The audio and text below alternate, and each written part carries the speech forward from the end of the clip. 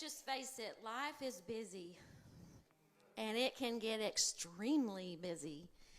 And so you have to schedule time to spend quality time together. You have to set a specific time, weekly, monthly, put it on the calendar. Because life is too busy. Before you know it, the week is gone. And Mondays are Brent's days off. That doesn't mean he always gets a day off, but that's when it's scheduled. But that is his day off. And so we do our best to keep Monday a family day. So not only do you need to set aside special time for your spouse, but also as a family. I believe it's highly important that you spend quality time with your kids. And so we take Mondays usually as a family day. Ever so often, we might take Monday as a date day, or we might go out to eat. If we don't do it on Monday, we try to do it on another day. Maybe once a month, once every 2 months, whenever we can schedule it in. We have to work around the calendar, but it is important that you spend quality time with one another.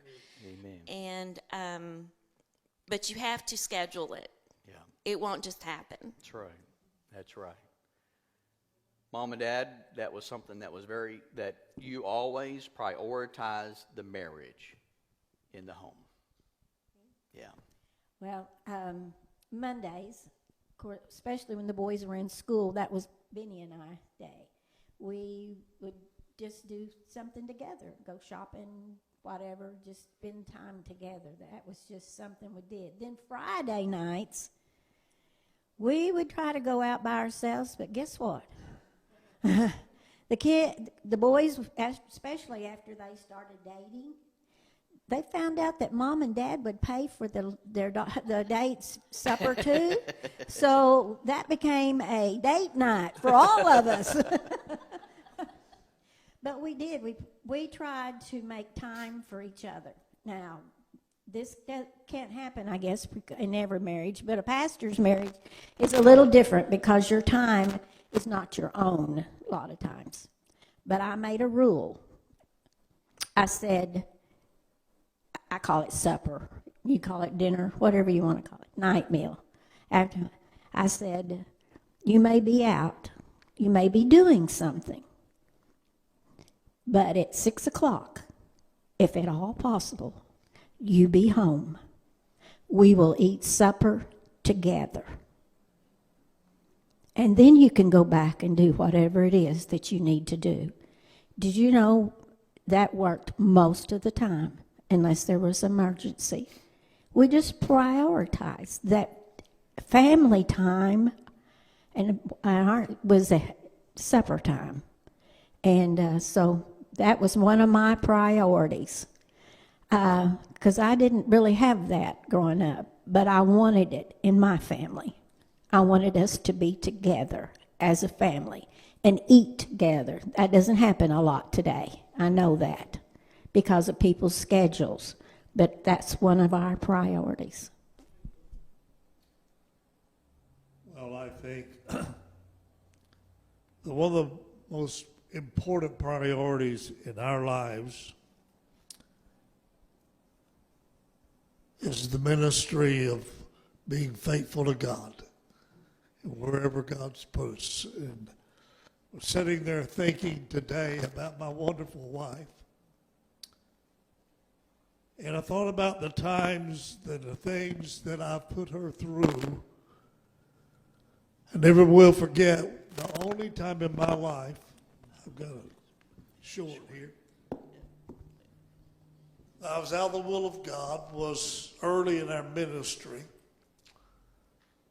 And we spent $18 in this place, and I was 21 years old and pastoring, doing marriage counseling. Can you imagine?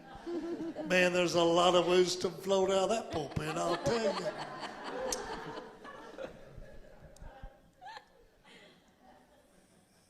And I wanted to go back to school and college so bad. I'd sit and not cry and say, God, I need to finish my education to prove to myself that I'm worthy. You may not understand that. That's a long story for me. So I never will forget, I went off to church at 4 o'clock on Saturday morning and went to prayer. God said, okay, you're released. 8 o'clock, I went to the house. And I said, honey, I've got something God approved in our lives. She said, what is it? And I said, we're going back to college. She said, okay. And I said, are you okay with it? She said, sure. She said, when are we resigning? I said, in the morning.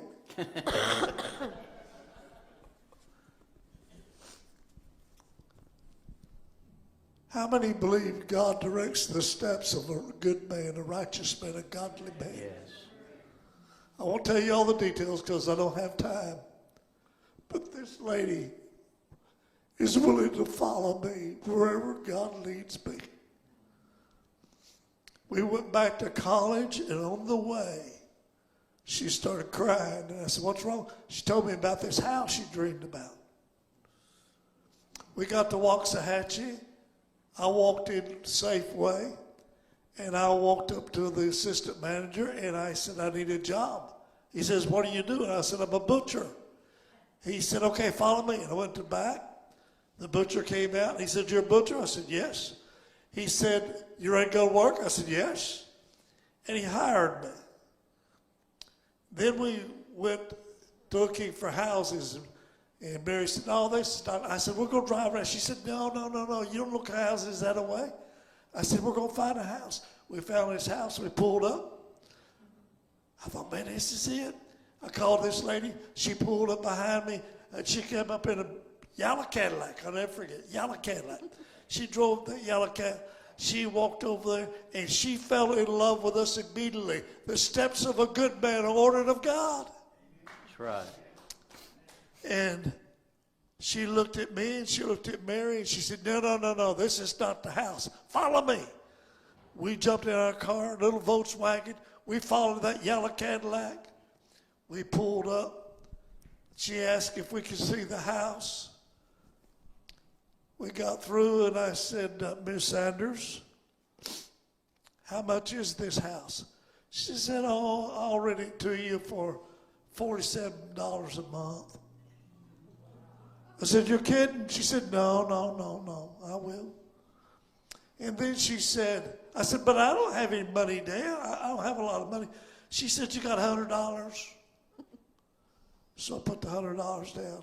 Steps of the good man are ordered of God. Yeah. Priority, put God first, friend. Put God first, and he'll lead you. And then here's the other thing on the way home. Mary started crying again. I thought, now what's wrong? What do I do now?